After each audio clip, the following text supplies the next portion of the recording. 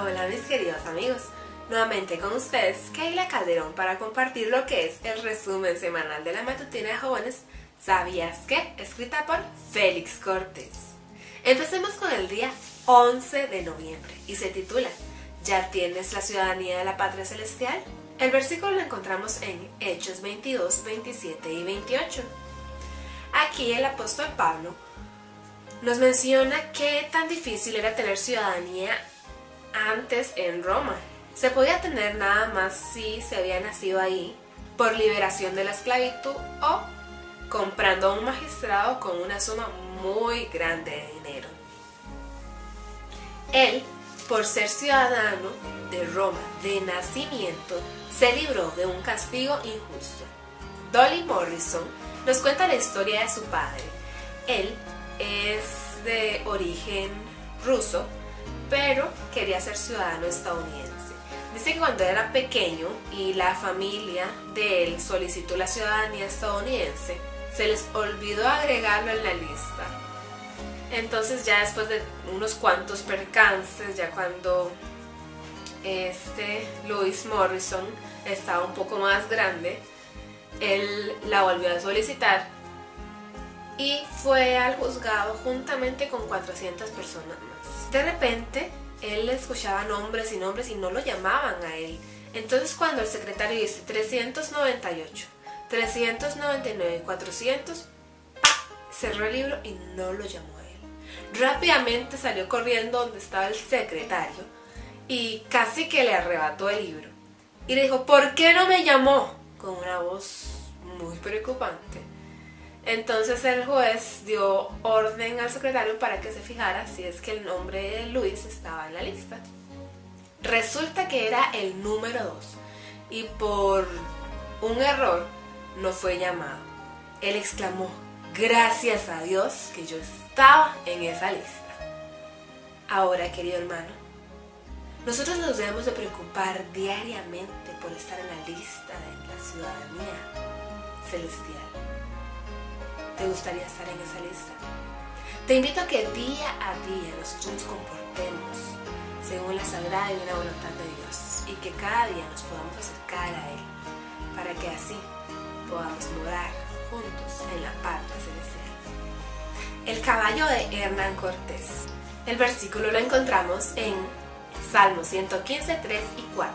Resulta que cuando Cristóbal Colón vino aquí, Hernán Cortés era uno de los que venía con él, y en uno de los viajes en los que iba de Honduras a Guatemala, pues se dio cuenta que uno de sus caballos tenía una astilla grande en una de las patas.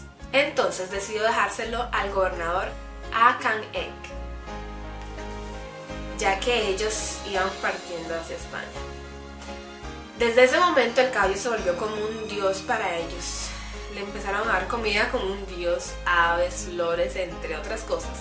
Pero el pobrecito, pues después de poco tiempo, murió de hambre. Luego de eso, ellos tallaron en piedra la imagen del caballo para seguirlo adorando como un dios. Luego de eso, varios españoles llegaron a tratar de convertirlos para que creyeran en Dios y no estuvieran adorando a imágenes. Los primeros que llegaron quedaron atónitos al ver que estaban adorando un caballo, la imagen de un caballo. La destruyeron al verla. Obviamente salieron corriendo porque en ese pueblo todos los indígenas los andaban buscando para matarlos. Los otros que llegaron, pues lamentablemente eran bastantes y el mismo día que llegaron los mataron, como para vengarse los anteriores que habían destruido la imagen del caballo. Después de muchos años, otros españoles llegaron y encontraron que todavía estaban adorando la cadera y como una pata del caballo. Pocos años después ese pueblo o gobierno indígena pues desapareció. Aunque esto parezca tonto, tal vez nos haga reír, a veces nosotros cometemos este mismo error. Tal vez no adoremos un caballo, pero adoramos el dinero, el trabajo, los estudios. Y dejamos por un lado a Dios y a nuestra familia, a nuestras amistades. Así que hoy te invito a que nosotros pongamos nuestra confianza en Dios, dejemos que Él nos guíe.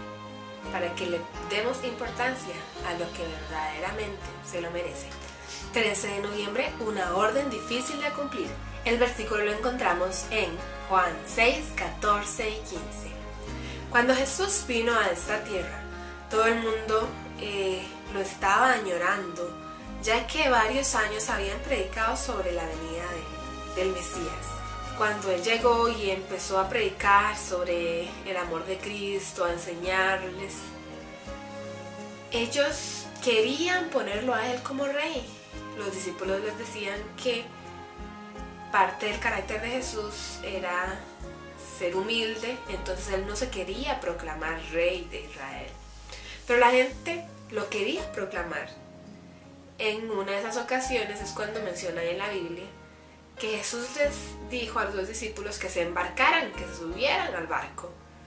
Los discípulos querían que Jesús fuera el rey de Israel, pero tenían que obedecerle. Así que tuvieron que embarcar. ¿En algún momento de tu vida tú has tenido que obedecer una orden que es muy difícil de cumplir? Esto les pasó a los discípulos en ese momento.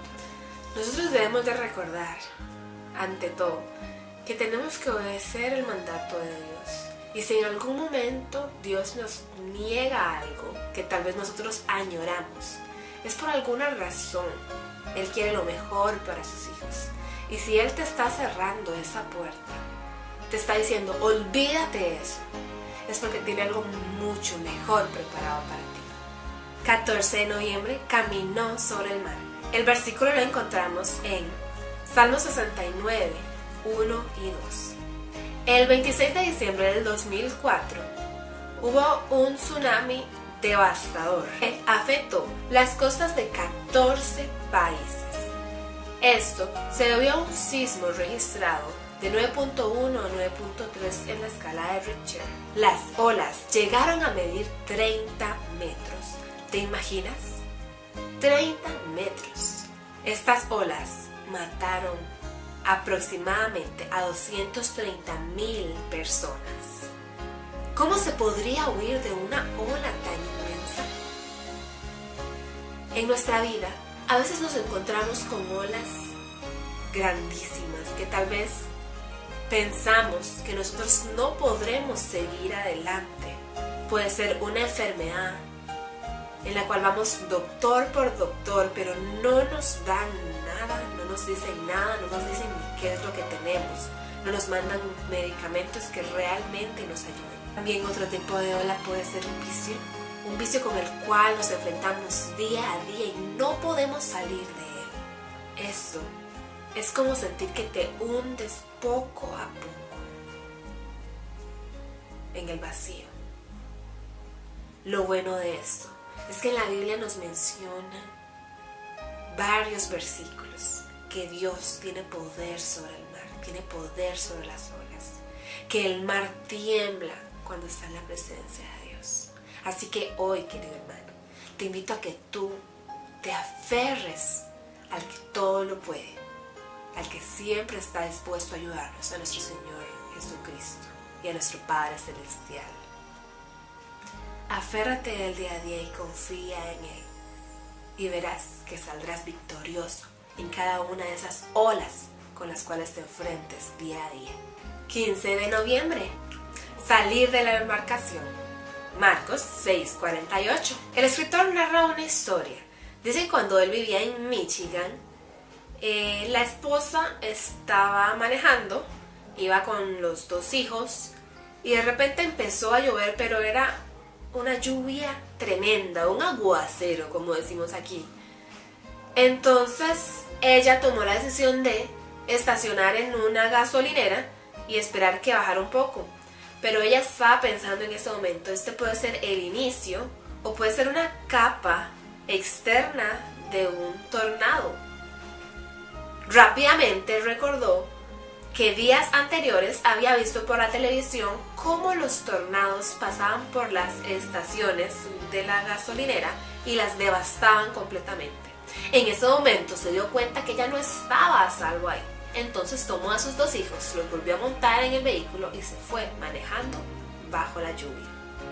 A Pedro Le pasó algo muy similar cuando todos los discípulos se encontraban en la barca y estaba esa lluvia tremenda. Y Jesús pasó así a la distancia, porque Él no nos obliga a tomar la decisión de que Él nos salve, sino que esa decisión tiene que nacer en nosotros. Entonces Jesús pasó a la distancia y Pedro exclamó: Jesús, yo quiero ir contigo. ¿Por qué? Porque Pedro dijo: bueno, si yo me quedo aquí, la barca se hunde ¿y qué? ¿Verdad? En cambio con Jesús yo estoy a salvo. Esto nos da una enseñanza tremenda, porque día a día nosotros nos encontramos con tormentas en nuestra vida. Tormentas que tal vez Dios no disipa, sino que siguen y siguen fuertes. Pero Dios nos capacita para poder enfrentarla.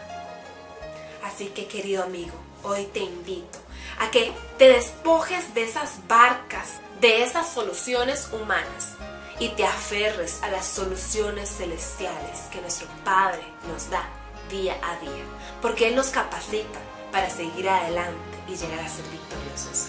Gracias por estar con nosotros, por escucharnos y por apoyarnos. Síguenos en Facebook como Yo También Voy Enamorado de Dios, en Twitter como Vivo para Dios y aquí en YouTube como Un Resumen. ¡Chao!